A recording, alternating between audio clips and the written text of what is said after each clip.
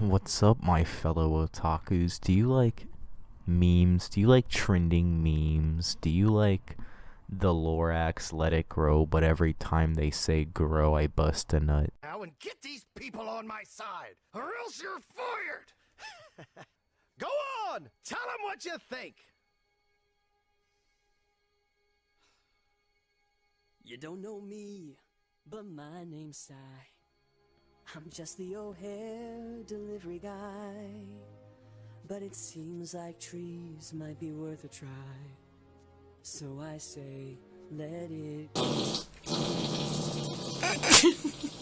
Oh my goodness. My name is Dan. And my name's Rose. Our son Wesley kinda glows. And that's not good, so we suppose we should let it go. Oh my goodness. Let it grow. Oh my goodness. Let it grow. Oh my goodness. You can't reap what you don't sow. Plant a seed inside the earth. Just one way to know its worth. Let's celebrate the world's rebirth. We say let it go. Oh my goodness. Well, I for one fucking hate them, which is why I'm going to spend the next little while telling you guys everything in the Lorax that's complete bullshit, because it's a really bad movie. Okay. We begin with the classic main character gives a small speech before the showing of a movie scene, which I'm usually pretty indifferent towards. It's seen pretty often, but not so often that it's obnoxious. But while I was rewatching this for the first time since I was a kid, I fucking died laughing when I realized that the Lorax was being acted by Danny DeVito. You know, the little short guy? It's funny because they look the same. I think choosing Danny DeVito to be the actor for the Lorax is the single best thing this movie did. I think Danny's voice suits the character so strangely that it's perfect, and the fact that he looks like the character he's acting as is actually hilarious to me. Wouldn't anybody who goes on some of these incredibly high bridges or lives in the really tall buildings see the outside world? They're going higher than the fucking wall that's there. So how do they not all know that they're fucked? Okay, whatever. Let's just pretend this didn't happen, okay? It didn't happen. Okay, this little part here isn't relevant yet, but it becomes relevant a little later down the line. So just remember this part. All the plants are balloons. There is no vegetation in Thneedville, or anywhere for that matter. What I want more than anything in the whole world is to see a real living tree growing in my backyard. So if, say, I'm just thinking out loud here, if a guy somehow got you one... Well, I'd probably marry him on the spot. Oh, good. We learned in the first 5 minutes of the movie that all the motivation our protagonist has comes from his love for a girl that we know nothing about. Isn't that good character building, guys? Making the protagonist out to be a shallow piece of shit who doesn't care about anything other than getting that pussy? Oh boy, do I care about our protagonist Ted now. I definitely won't lose all possible emotional connection to anything that happens now, because I know everything comes down to getting the girl. Usually, in good movies, where the main goal is to do something to get the girl, there's something else for us to root for. Like, it's not just about getting the girl, it's about proving to him and his community that he's not just some loser. Something like that. Or even if there isn't some more motivation other than getting the girl, there's time for us to get to like and build an emotional connection with the protagonist, rather than starting the movie, then just fucking dropping this bomb all over me. And I could easily forgive this if they spent any time after this in the movie developing him as a character. But no, throughout the movie from start to finish, all we know about Ted is that he really likes Audrey.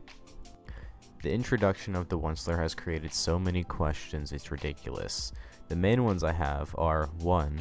Granny over here looks to be about the same age as the Onceler, and yet she doesn't know what happened to the trees, while O'Hare, somebody who while old is considerably younger than Granny and the Onceler, does know what happens to the trees. Okay, Also, and this thought just occurred to me, why do none of the old people seem to give a fuck about trees, or even know what they are for that matter? Ted had to commit so many crimes just to convince people that trees are beneficial.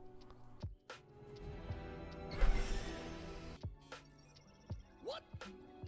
Why is he leaving town? No one ever leaves town! See what he's up to. Okay, yeah, let's just pretend that nobody has ever left the town despite it being so easy to leave that a middle schooler did it. Also, if it's such a big deal that people don't leave, why is it so easy? Shouldn't there be something to stop people from just walking out of town?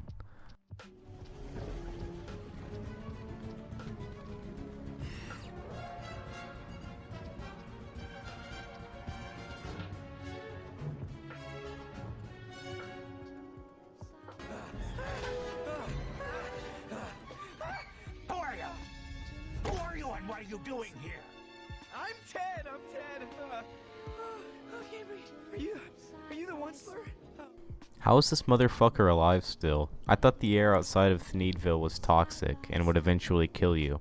I thought there was no vegetation, which means no animals, meaning this guy can't eat plants or animals, so... yeah, he should have either been killed by suffocation, chemicals from the water, or starvation by now.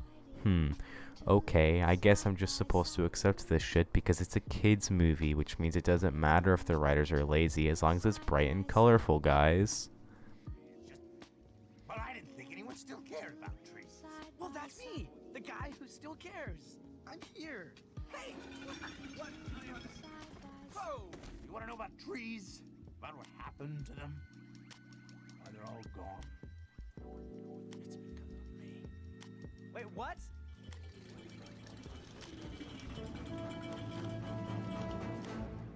It's because of me! It all started a long time ago. Can we start not so long ago, maybe? Do you want a tree? Yes. Then it all started a long time ago. I was a young... I actually really like the parts in this movie where it's the Onceler talking about his past. The Onceler was a pretty likable character, and the Lorax was fucking hilarious. My only problem is that the flashbacks are treated as being less significant in this adaptation, which becomes really obvious when the most important part is summed up in a 2-minute song, whereas in the original, the story of how all the trees died is pretty much the entire movie.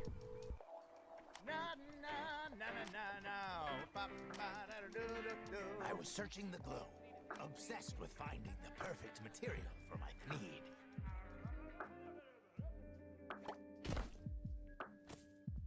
Up down this tree? No. Who did it?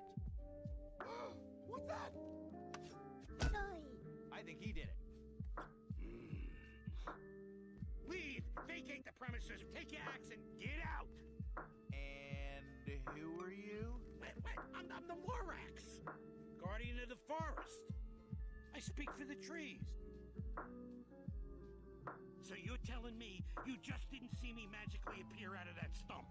With all the lightning and thunder and stuff? You didn't see any of that? No, but that sounds amazing. Can I see some of that? Yeah, I can show you. But that's not how it works. Okay, didn't really happen. Oh, I know what you want. So yeah, I'm not going to keep beating a dead horse.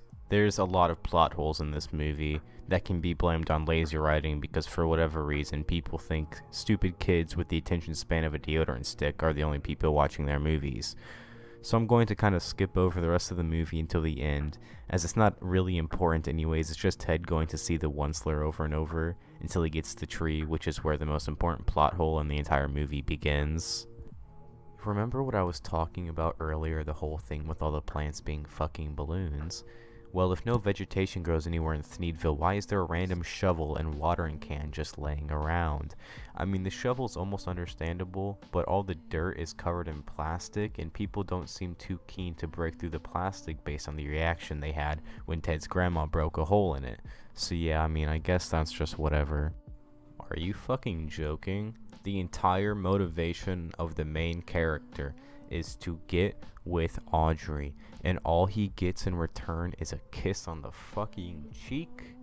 Way to fucking blue ball me, dude. Like, are you serious? That's all I had going for with Ted, and this is what I get to see. Thanks, man. In the song Let It Grow, where all the townspeople come together and sing about how much they want this tree to be planted, they literally shoot O'Hare to what I can only assume to be his death, which literally means, according to the original Lorax, for 20 years, none of these people will have clean air. And even if O'Hare somehow survived being fucking launched against a metal wall, I really doubt he's going to be willing to sell his air anymore, or at least not for less than a small fortune. So these people could very well fucking die because they impulsively committed either attempted murder or actual murder on the only person supplying them with clean air. Furthermore, according to the original Lorax, it takes 20 years for a truffula tree to reach full age, which means it will take 20 years for this tree to produce seeds for other trees. Now, according to this article I found, one tree supplies enough air for 2 people to breathe, which means that this town will fucking die without O'Hare. The Lorax is a mess of lazy writing, plot holes, and shitty fucking characters. But despite all its flaws, I did have a good time watching it every single time I've watched it this week, which was many times. So for personal enjoyment, I'd probably give this a 7, but on an actual rating scale, this movie probably earns a 3 or a 4 in my book. I would recommend it if you're looking to waste some time with your kids, but as a serious movie to watch, I probably would try watching something like The Good Dinosaur or any fucking other kids movie other than this. My name's O'Hare, I'm one of you. I live here in Thneedville too. The things you say just might be true. It could be time to start anew and maybe change my point of view. Nah, I say let it die. Let it die, let it die. Let it shrivel up and come on, who's with me, huh?